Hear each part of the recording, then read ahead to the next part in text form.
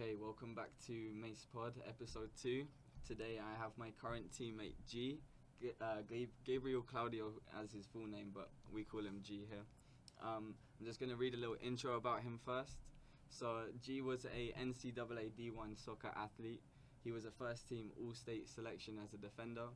In 2022, G transferred to the University of Nevada in Las Vegas. There he made 29 appearances, scoring 2 goals, adding 3 assists, and was an honorable mention in the all-WAC teams. While at college, G was with FC Golden State Force of the USL League 2 during the 2019 season, but didn't make an appearance for the team. In 2021, he played in NPSL Laredo Heat, scoring 2 goals in 9 games, where he was also named as a finalist in the NPSL Conference 11 Awards. Some more professional statistics from G. On March 22, 2022, G signed for the USL League 1 club Union Omaha. He debuted he got his first debut on the 9th of April 2022, appearing as an 85th minute substitute during a 2-2 draw with forward Madison. He also signed for a League 1 expansion club, One Knoxville, in January, the 26th of January 2023.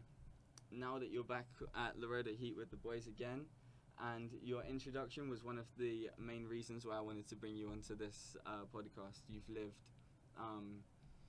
99% of players' dreams. You've played in a professional setup. You've had a very good college career as well, and there's many reasons as to why I wanted to bring you onto this pod. After hearing that kind of introduction about yourself, how does it make you feel to say that you've played professional? I mean, it was a dream come true, you know.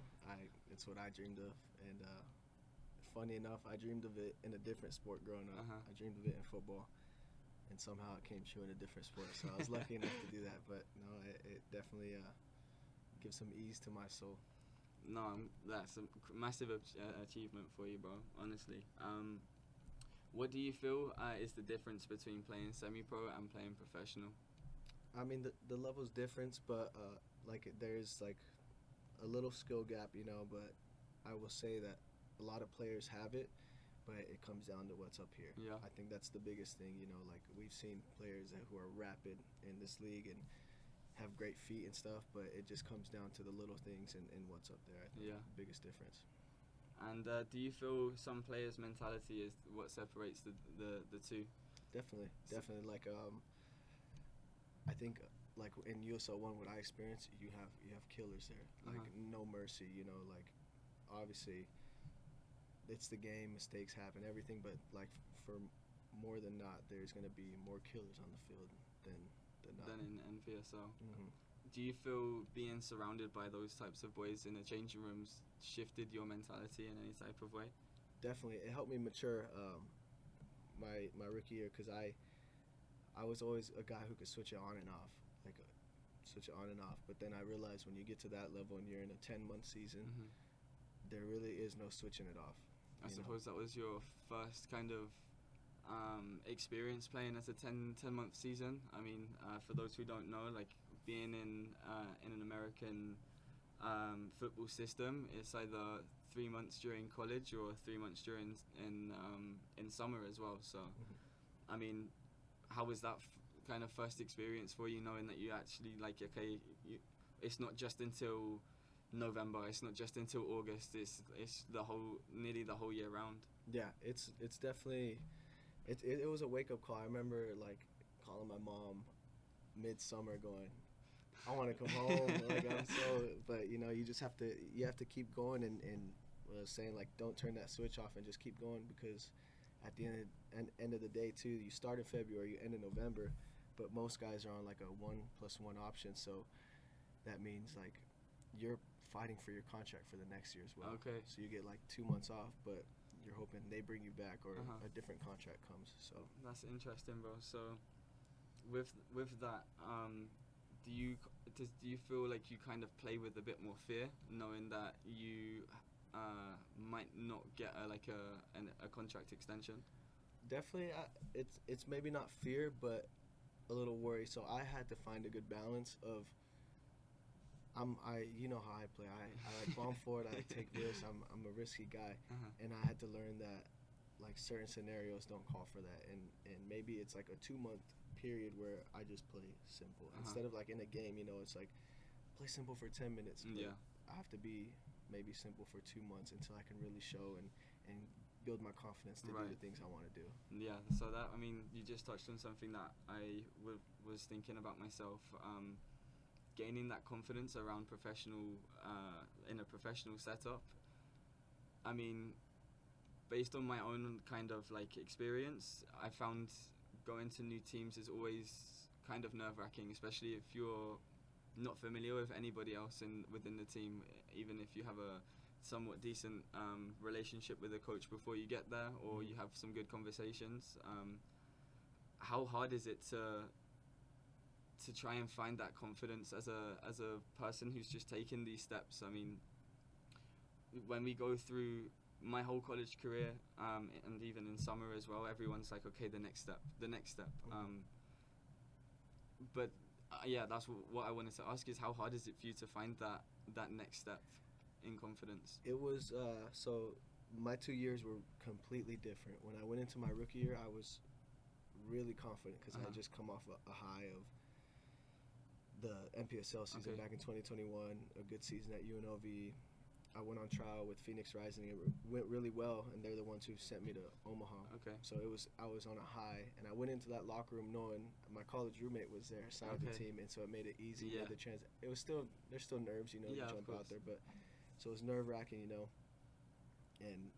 And then the next year in Knoxville, it was different because I didn't know anyone in that locker room, and I had earned that contract for the next year, and so I'm like, I have that confidence of like, okay, I've played a year in the league. I've earned another one. Like I know I belong here. Yeah. At the same time, I don't know anyone, and there were some big names coming in. So I get in there, and it took a good, I would say, month for me to actually be able to be myself. You know, because you shell up and you do those things like your little defense mechanisms when you're not comfortable. So yeah, it was two different scenarios for both years. Yeah, I can imagine, bro. Yeah, so you've as a player now, you've come to Laredo Heat, and you've come back as a leader. We've obviously had a lot of conversations off camera leading up to today, and yeah, now you've kind of come back with a bit more experience on your shoulders, and you're definitely sharing that within the team right now. I think you being around some of these younger boys, and where you've got some stories to tell and that you can kind of share wisdom in these moments. So do you feel that coming back with this experience has added any pressure into your kind of role within the team? Definitely. Like obviously my first goal here, and talking with JP, it was to get back to League One. But at the end of the day, I've always said like I want to go back and help the youth, like younger, and when I go back home now, like I coach the younger boys, so yeah, it is a little pressure because I mean we've talked about it. Yeah. I haven't always been the best leader in my teams. I haven't always made the best decisions in my career coming up, and this is something I'm trying to find for myself too. This summer is big for me, and we've talked about it. Yeah, definitely. But yeah, it definitely adds some pressure. Yeah, I mean, it's good pressure though. It's healthy pressure. It's not the same sort of pressure that I can imagine you feeling, knowing that you have to play to receive another contract. If you know what I mean, it's a kind of a confidence, well, a kind of like a pressure that you can kind of take on the shoulders, and like you've been doing it really well so far, bro. So like it's something that I would like to say to you. Do you feel that being as a leader that you are, and obviously now sharing your stories with these people, with the boys right now, do you feel like it's making you change your kind of approach to how you go to training most mornings, and compared to how you was beforehand? Definitely.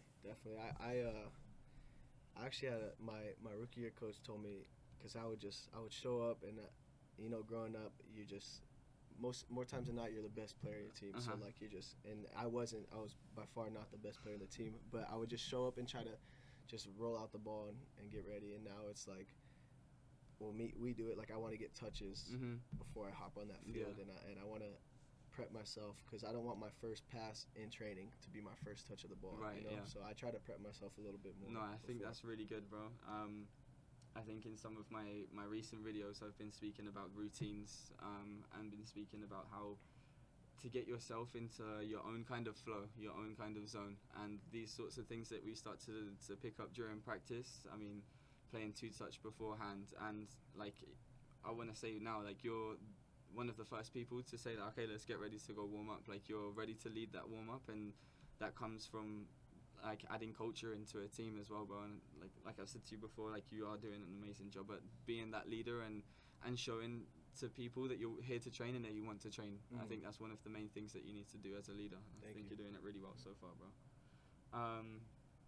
What do you feel is one of the toughest parts about playing soccer in America? Where do I start, bro? I mean, it's tough because I don't know.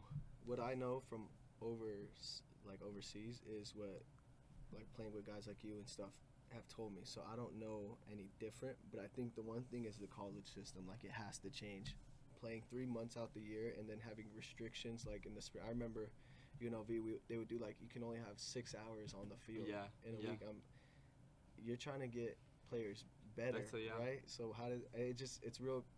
I don't know, NCAA. No, I mean we're not here to badmouth the NCAA, but I will have to vouch for that same system, bro. I feel like the development of kids in America in the college level is restricted for reasons I can't quite wrap my head around, to be honest.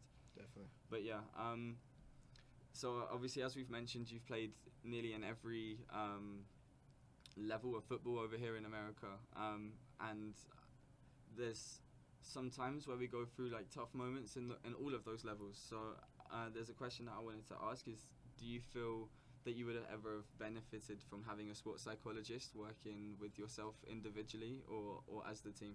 Definitely. I did talk to one at UNLV. They did a real good job of this lady, and they brought her around the team, and we did like a little survey and talked to us here and there, and I didn't take full advantage of it, but what I did do, it helped, and I think I could have used it when I got to the pros. I definitely it was a resource that I as a young growing man needed. For sure. Did you guys do like individual sessions there, or is it mostly as a team? The first one was as a team, and then after, like based on your survey, she would pull you aside. And so I think I did 2, and it was good. They helped. I think it helped, and then I kind of just like was like, all right, I'm fine. You jump back out there. But try and jump into it again. No, that's a good answer, bro. And I have one more question for you, bro. And this is something that I've asked every single person on the pod so far, and that is, what would you tell your 16-year-old self? There's a lot, but I think the one thing is that it's gonna be fine. You know, I spent like countless, and I'm glad that I did, and I had the worry of like just wanting to go pro. You know, so that worry and like that, all those nerves and anxiety I had growing up, like going, my life's not complete if I don't make it. You know, it pushed me to do better. But if I can go back and say something, I would tell myself it's gonna be all right. Like it's all gonna work out. No, that's really good, bro. Yeah. And thank you for coming on the pod, bro. Thank you. I really appreciate it, man. Thank you for having me. Let's get ready for this bus ride. Thank you, bro. No worries, bro.